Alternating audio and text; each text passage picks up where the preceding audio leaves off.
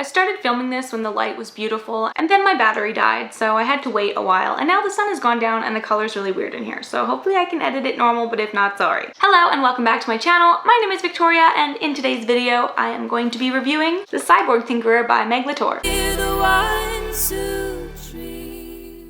I'm filming this video in August, so I'm currently sweating while I sit here because my apartment does not have air conditioning and it is south-facing, so I just get sun all day long. I should be happy about it, but I hate the sun, so. I reviewed this book when it was not out yet, and so my previous review was spoiler-free. So in today's video, we are going to be getting into all the nitty-gritty details since this book is now out. So if you haven't read it yet and you don't like spoilers, then you may want to come back later. The Cyborg Tinkerer is the debut steampunk science fiction space opera novel by Meg LaTorre. This is an adult book with heavy romantic themes and explicit sexual content, so if you are a younger reader, I do recommend you wait before reading this one till you're a little bit older. If we speak of it in movie terms, I would give it maybe an R rating or even higher. I know a lot of you are young and you read Sarah J. Maas, but this is the next level up even from that. This book follows bisexual protagonist Gwendolyn Grimm as she becomes a cyborg in a world in which it's illegal to be a cyborg and joins a cyborg circus to work as their tinkerer. Essentially, the book begins with Gwen having a terminal illness, and the only way for her to live is to become a cyborg. A cyborg circus is in town, and she's offered a deal from the ringleader to become a cyborg in exchange for working as their tinkerer. Unfortunately, becoming a cyborg means she could be executed if caught, and secondly, it means she will ultimately forget her memories of her life as a human. Faced with these options or death, she chooses to join the circus. We quickly learn that the circus is on its way to becoming bankrupt. This is unsurprising considering it has been recently made illegal to be a cyborg, so the circus itself is illegal and people don't want to be caught going to the show. In order to save it, the mistress of the circus proposes a competition in which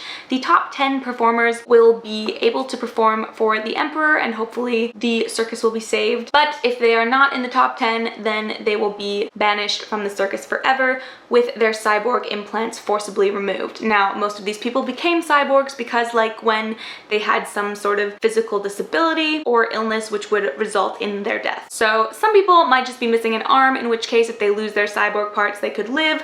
Some people, like Gwen, had a brain tumor, so if they remove her cyborg implants, she will likely die. Gwen, as the Tinkerer, is charged with removing these implants, and so she is essentially operating and harvesting the body parts of people who become her friends. The premise of this book is that Gwen starts to fall in love with both the ringleader and a performer in the circus, and she is forced to choose where her loyalties will lie, whether she will support this circus and the competitions going forward, or ally herself with performers whose lives are in jeopardy and potentially be kicked out or killed. As a queer woman and obsessive steampunk fan, I knew that I had to read this series.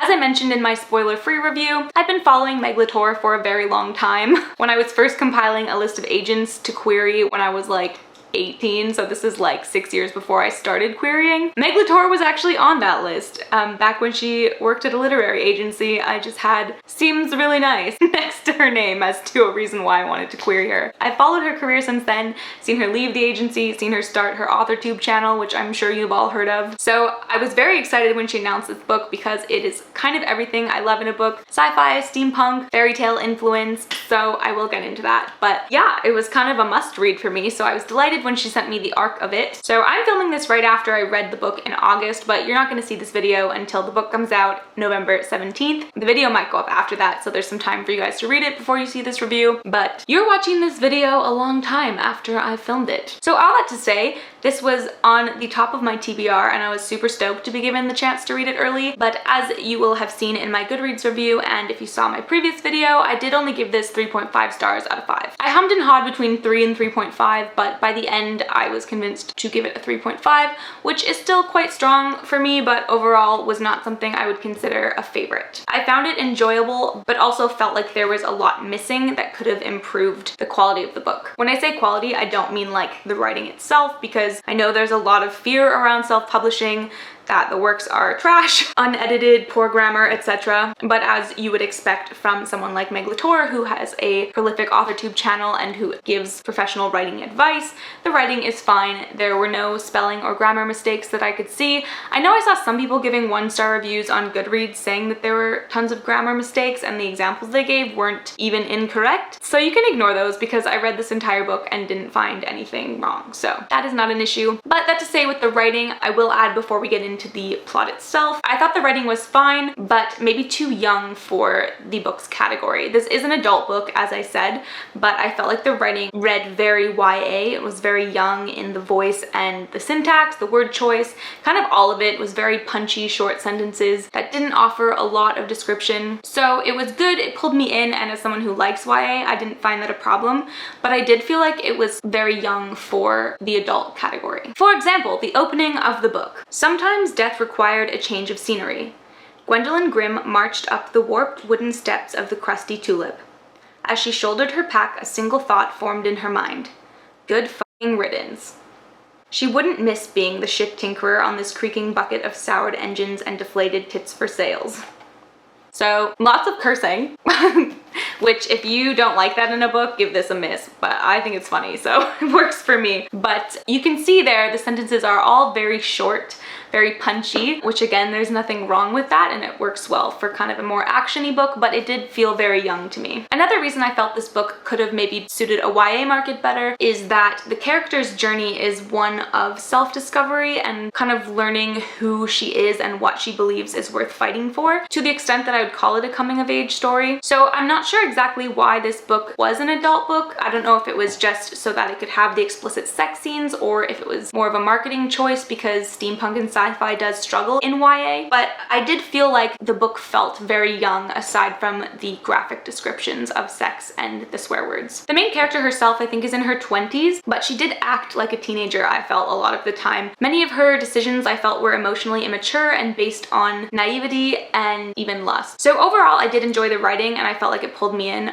but the first thing I'll say is that I do think this book might have been better suited to a young adult audience. That said, if you are a young adult, read with caution because it is very graphic. Distracted on TikTok and I've got Taylor Swift stuck in my head. Ooh. I'm just looking for my notes.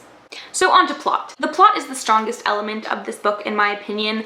I felt like Meg LaTorre clearly has a strength in storytelling and thinking of cool concepts and executing them. When I get into some of the problems I had with this book, you will see that the plot is the reason I kept reading, because there were a lot of other things that normally would turn me off a book, but I was definitely intrigued and wanted to see where this book was going. As I said, this book is about deadly cyborg competitions, so it's basically like the Hunger Games meets the circus. There's a lot of life-threatening, action-packed scenes, such as in the second competition when they have to try to kill a dragon, or at least capture it, I can't remember now, but oh, that's another cool thing. There's dragons in space. I liked that element. So the book starts with Gwen becoming the tinkerer for the circus, so working on the cyborgs, and she very quickly develops a relationship with Rora, one of the acrobats and performers in the circus. They have an instant connection where they look at each other across the room and are immediately like, hot damn, yes, you, me, let's do it.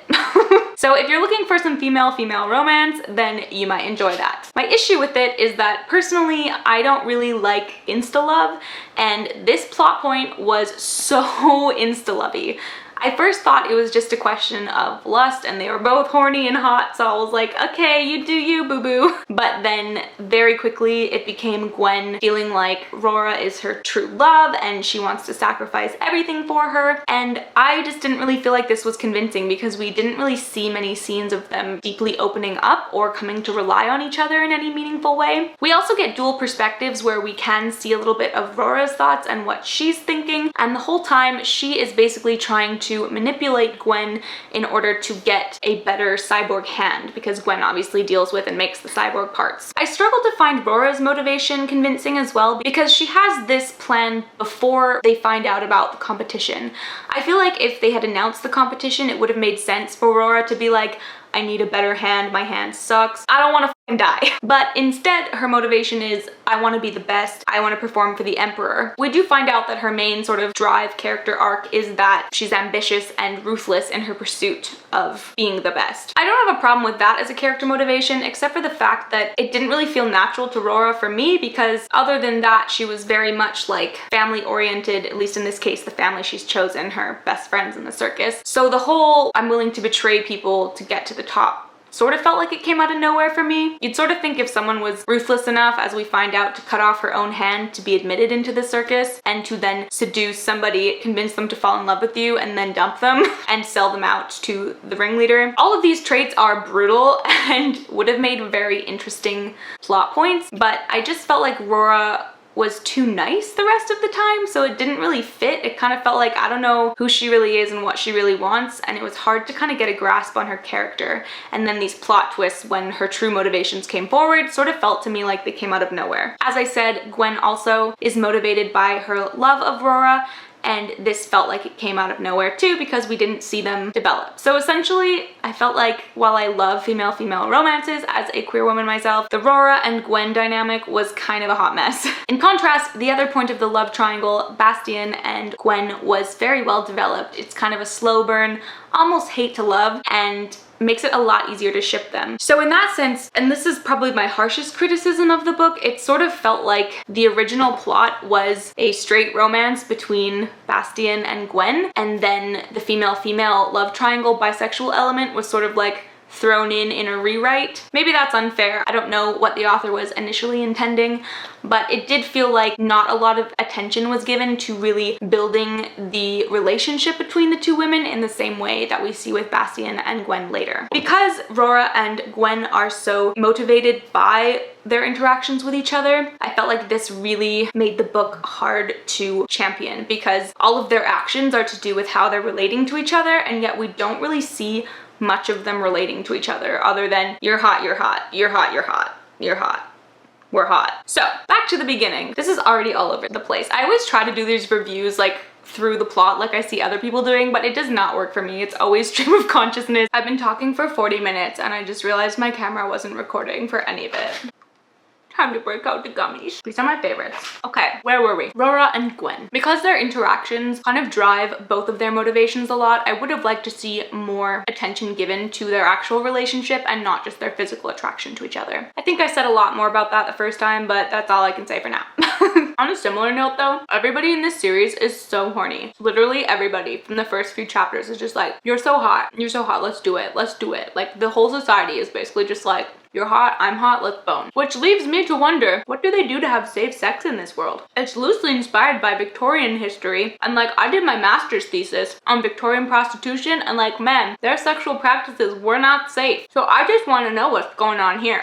Since literally in the first chapter, her and this girl just go have a good time, and it's like, they don't know each other's names, they don't know each other's history, they didn't even wash their hands. These are the questions that plague me. Like I said, this book is very explicit, but there's actually like 1.5 sex scenes in the whole thing. Like everybody is talking about sex all the time and how they want a bone and they need a bone and they're frustrated and they need a bone, but like Gwen gets half of something in the first chapter and then nobody gets anything until the end of the book. Everybody wants some, but nobody be getting some. I thought the opening scene was very strong, and the idea of terminal illness as a driving factor was quite interesting, although I'm not sure how terminally ill and disabled people might feel about the problem being immediately solved with cyborg technology, so I'll just leave that up in the air. The one thing I found weird was we're told that this society has made cyborgs illegal, and then right away this guy's like, hey, did you hear that there's this cyborg circus in town? Like it's supposed to be on the hush hush, like don't let the cops know we're here. And she like gets off the boat and this guy's like, hey yo, have you heard about this illegal circus? What? One thing I adore about this book is Gwen's sardonic commentary. This woman is super sarcastic and feisty, and I'm just here for it. One thing I thought was not my favorite about the writing was the use of rhetorical questions. This is just like a thing of mine. I don't really like it very much. It's like when a character is thinking in the third person and they're like, but what was she to do about it? Just like feels too peppy for me.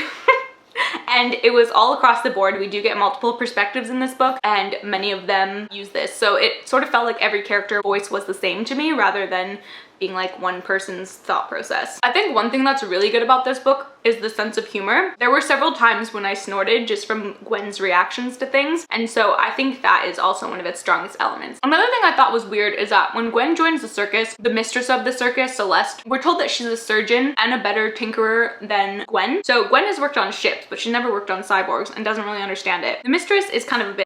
And she's like, I'm better than you. I don't need you here. I could do it better. So I'm just like, okay, then why is she here? Why did you hire her then if you don't need her? Like, why don't you just do it? Is it a pride thing? Are you too busy? You don't want to like get your hands dirty? If that's true, then why like say you're better than her? You still wouldn't do it, so it's irrelevant. I think she says it's because she doesn't have time, but then she stays to supervise Gwen doing it. So if she has time to watch it and she's better and could do it herself, why is Gwen there? On the subject of character motivations, very quickly Gwen is motivated by her found family that she finds in the circus. She meets Rora's friends and she just decides she wants to defend everybody. So when it becomes apparent that these competitions are going to kill off a whole bunch of people and that Gwen might be responsible for their deaths as she pulls out their little cyborg implants, she's all like, I will do anything to protect them. And I'm just like, why? It just felt a little bit like too much telling and not enough showing. We really don't get any scenes of her bonding with anyone except for looking at Rora like, you're a hot piece of ass. So I really just didn't understand why Gwen went from I just want to stay alive to I'm gonna potentially sacrifice my new life, my freedom, my future for these people that are my family but I just met and have no real experience with yet. I don't know. It was just a bit weird to me, and that is ultimately the main reason why I didn't give it a 4 or 5 star rating, because even though the plot was strong and the humor was good and I enjoyed it, a lot of it hinged on motivations that I just really didn't find believable at all. I think a lot of this is also because we just don't really get a sense of the stakes. Gwen has a disgusting job of operating on living beings and removing the pieces of their body that keep them alive, and it's how horrific that is that motivates her to want to protect the other people. But we don't really see many scenes of her actually doing this. This is her job, it occupies most of her time, and it is a primary motivating factor, and yet we don't really experience it with her. We just hear her talk about how terrible it is. So this is another example of where I would have wanted things to be more developed and to have more showing and less telling. Now we have come to something I had a huge problem with. Trigger warning for eating disorders. So Bastian, Gwen's second love interest, has an eating disorder.